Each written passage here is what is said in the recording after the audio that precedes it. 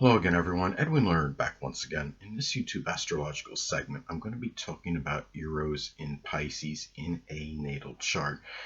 Now, eras in astrology can be connected and associated with what a kind of astrological energy we may have a very powerful, even near unconquerable sexual attraction to. Now, given that this is Pisces energy, people that have this placement may feel very powerful, very exorbitant in sexual attraction.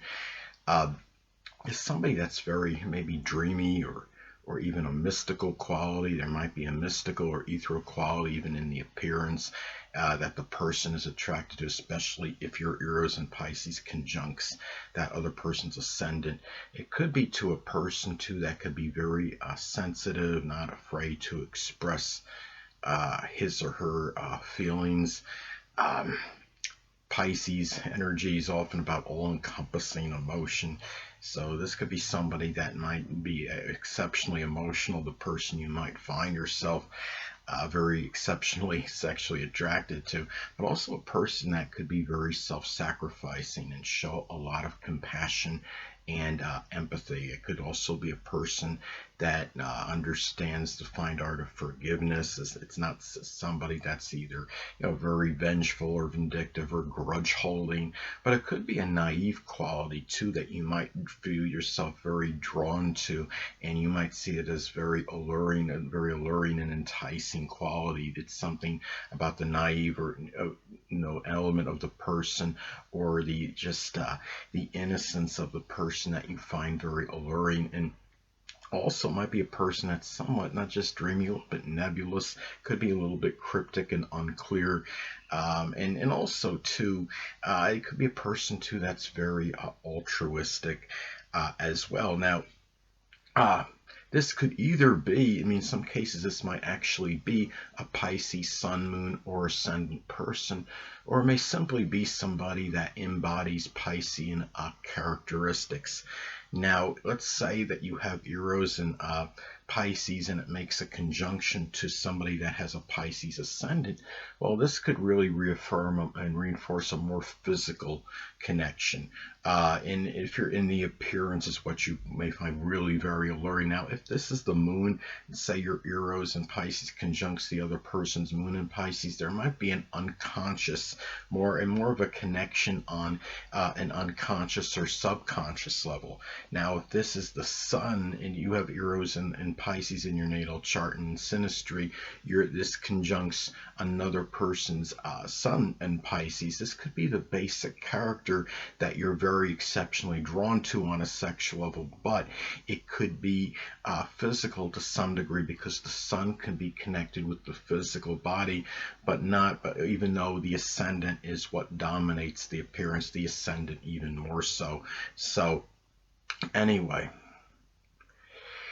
now also too, when we're talking about eras in astrology, it's not always, it may not always be about who we, the kind of energy that we're really infatuated with. It could also be energy that we may be exceptionally turned off or rebuffed by, or just flat out simply repudiate and reject.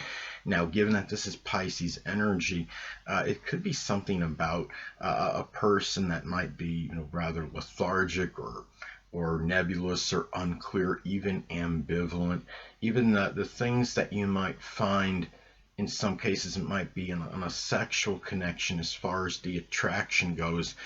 The naive element might be something some may be attracted to that way, but at the same time, this could be, you might be somewhat turned off or rebuffed by very naive energy, and the innocent energy might be something that you may not go for. And a lot of this, of course, could be predicated and dependent on other elements in your chart.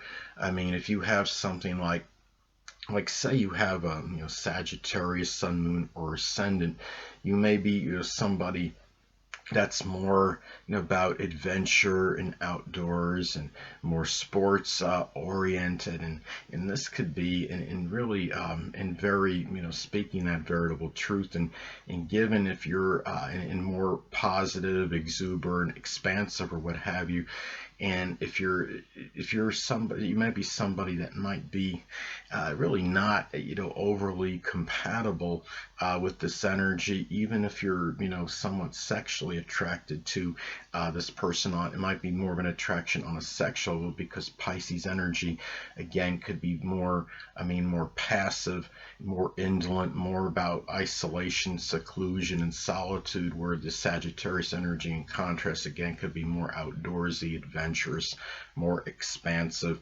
So, and Pisces is generally more fearful. Sagittarius can be downright fearless, so that you could still have some incompatibility on other levels, even if you do, even in some cases you feel that you're strongly drawn to this person on a very erotic, a sexual level. Now, also too, um, and again, in some other elements where you may be that may you might be exceptionally turned off or rebuffed by, could be an overly passive or indolent or even an overly relaxed quality in a person.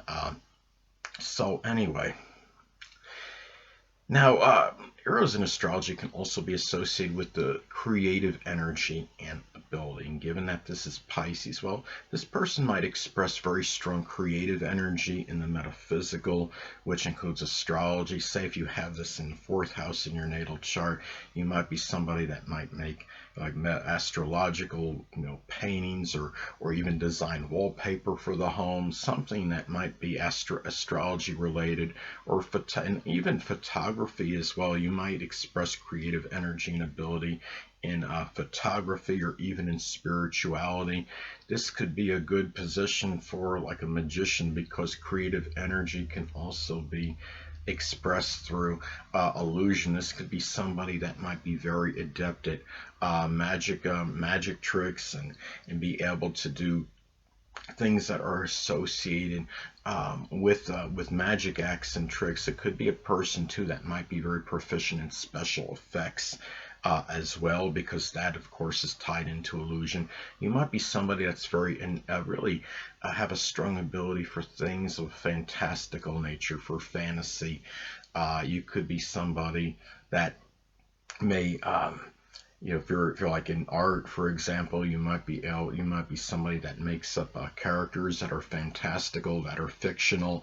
If you have say also, too, you might be a person that might express strong creative ability and energy in other things too, such as chemistry, or even dancing, or even in poetry. And say if you have this like you have this in your third house in your natal chart, you might be somebody that's very adept at poetry. That's very exceptionally creative, or even the fifth house, because the fifth house can be creativity as well. That might really reinforce the creative energy.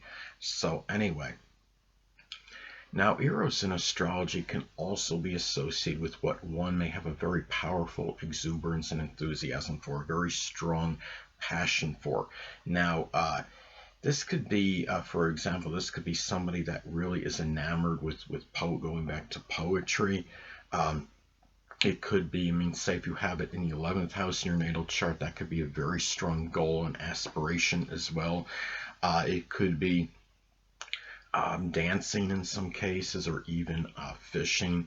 Say if you have this in your fifth house, your natal chart, it could really be a great propensity for some kind of powerful exuberance and enthusiasm in like a Piscean type sport, something with aquatics or water rafting, or again going back to fishing, something that can scuba diving, something that can be, and something water related, something that could be Piscean related. And also too, if you're like a sports fanatic, especially, say if you got this in your fifth house, you may be somebody that might be enamored with like playing hypothetical sports matchups. Pisces is like the imaginary. You might be somebody that might be into very simulated sports matchups, like that Stratomatic game, or going on to whatifsports.com and playing old teams from the past, like baseball teams from the past, such as the 1975 Cincinnati Reds against the 1927 New York Yankees, as an example.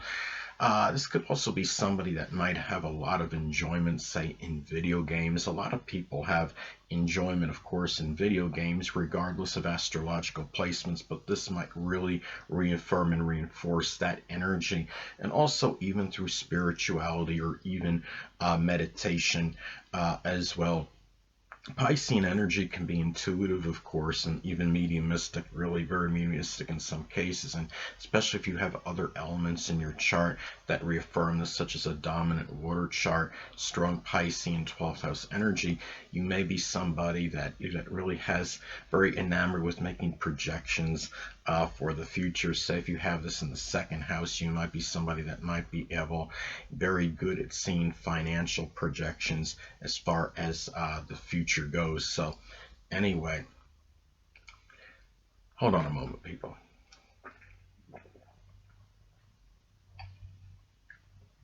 Sorry about that, I'm back. But anyway, as far as an example goes, as far as an aspect may go, well, say if you have this conjunct Pallas in your natal chart, well, you might be a person that could show a lot of exuberance and enthusiasm in solving dilemmas through something Piscean related, such as through astrology or some spirituality. You might even feel through meditation.